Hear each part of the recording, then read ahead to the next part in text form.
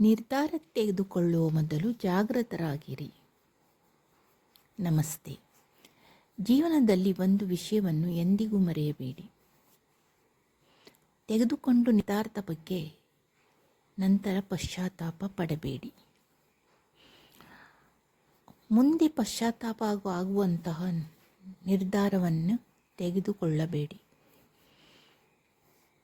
ಕೋಪದಲ್ಲಿ ತೆಗೆದುಕೊಂಡ ನಿರ್ಧಾರ, ಅಹಂಕಾರದಲ್ಲಿ ಹೇಳಿದ ಮಾತು, ಆಸೆಗಾಗಿ ಮಾಡಿದ ಕರ್ಮ, ಇವೆಲ್ಲವೂ ಮನಸ್ಸಿಗೆ ಭಾರವಾಗುತ್ತದೆ. ಆದ್ದರಿಂದ ಪ್ರತಿಯೊಂದು ನಿರ್ಧಾರಕ್ಕೂ ಮುನ್ನ ನಿಮ್ಮನ್ನೇ ನೀವೇ ಕೇಳಿಕೊಳ್ಳಿ. ಈ ನಿರ್ಧಾರದಿಂದ ನನ್ನ ಮನಸ್ಸಿಗೆ ಶಾಂತಿ ಸಿಗುತ್ತದೆಯೇ? ಉತ್ತರ ಹೌದು ಎಂದಾದರೆ ಮಾತ್ರ ಮುಂದೆ ಹೆಜ್ಜೆ ಇಡಿ.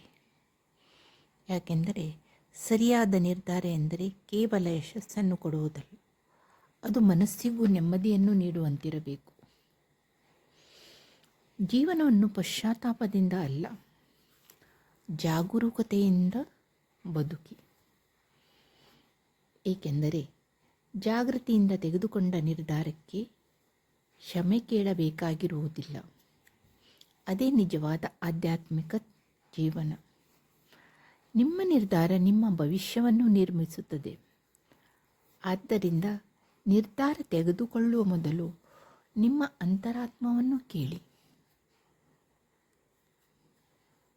ನಮಸ್ತೆ.